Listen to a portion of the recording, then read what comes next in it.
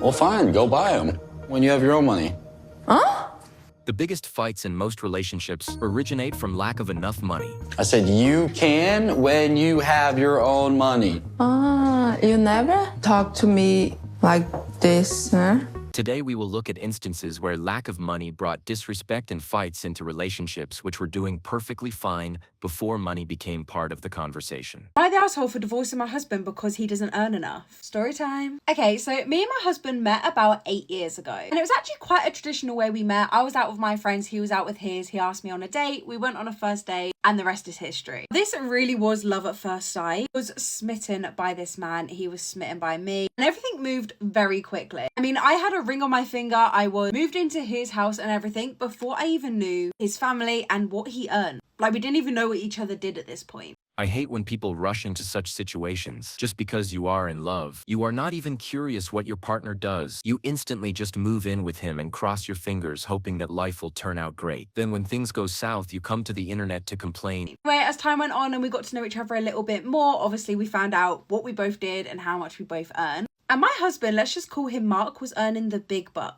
And I'm not gonna lie, this did kind of make sense, like looking at the house I was living in, but I never wanted to be too nosy and like ask him straight away, but I was a little bit giddy that first night. Anyway, time moved on, we got married. No, we moved really quickly at the beginning of the relationship. We didn't have and still don't have any kids together. It's something neither of us felt like was a top priority for us, and Mark was very, very focused on his career. We kind of just thought we would enjoy each other for a few years. Okay, that sounds like your typical relationship story. Your first few months, it's all rainbows and sunshine. Everything seems perfect. About a year ago, Mark got this really weird disease and it took over his blood cells, which then meant he had this weird memory loss. And it affected this part of his brain where he remembered stuff, learnt names and people so he could remember me and his family. But like, when it came to work, he was not great anymore. He couldn't remember like any codes and he couldn't remember any client names. Basically, his company had to let him go. They obviously gave him the correct pay for that, but it was nowhere near what he earned yearly. Obviously, this stressed me out because he was earning so much. I didn't have a job, which he told me not to have. So obviously I'm panicking. How are we going to afford everything? How are we going to eventually have a family? Rightfully so. He's telling me, don't get a job. Don't worry about it. I don't want you working. I'll get another job. It'll be absolutely fine. We'll figure this out. I'm like, okay, I trust you.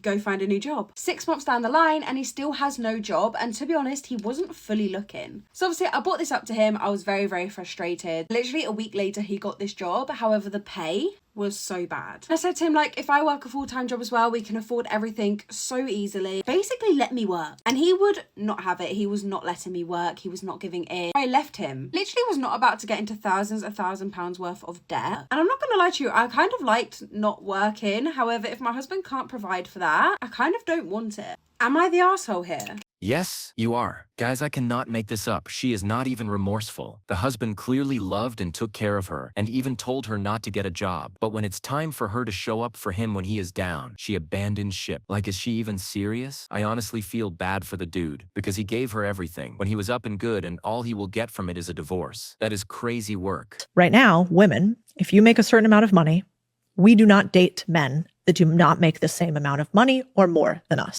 What happened to building a relationship on love and trust and not money? Because it seems that is all people focus on these days. I understand money is important in relationships, but it's not a good foundation to build your marriage on. Women on average actually do not want to. And so we have this conundrum where if women are making more, men are making the same, and in some instances less, what happens to the dating pool?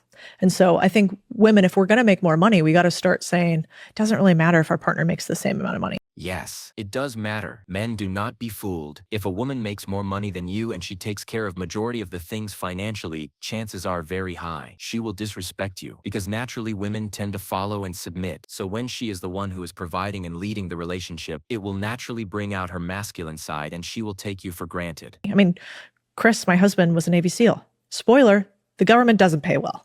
So I made more than he did in the beginning, but his compass was never money. His compass was service and excellence. Your bank account has no ability to hurt a man one way or the other.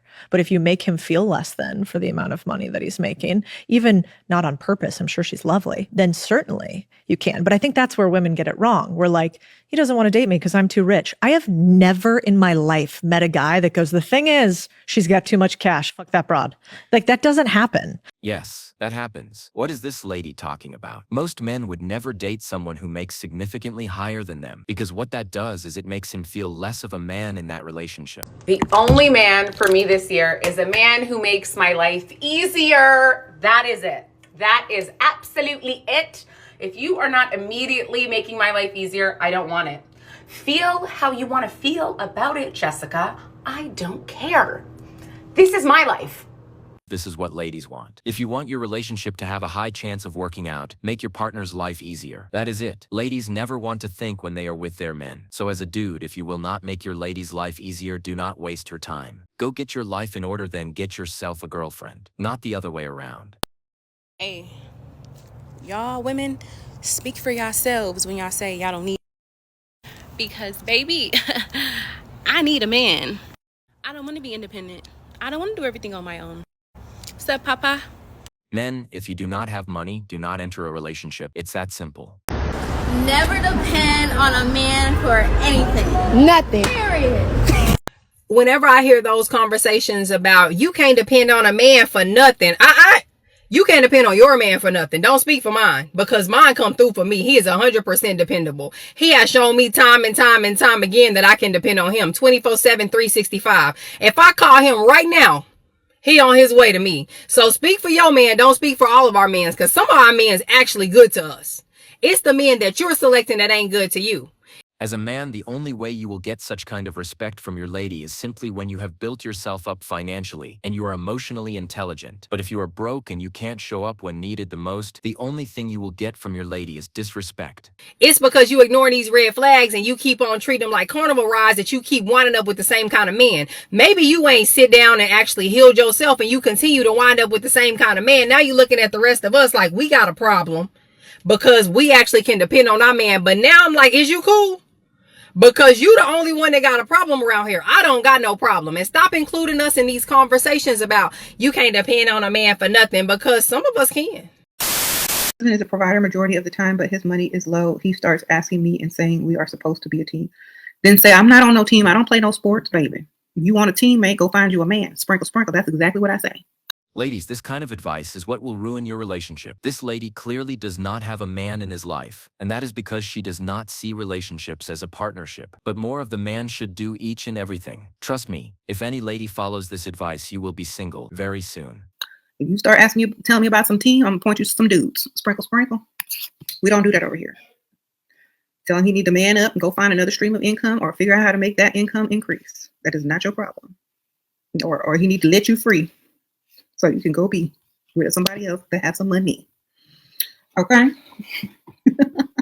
Don't come to me whining. The time you wasting whining to me, you could have been figuring out how to get some more money, sir.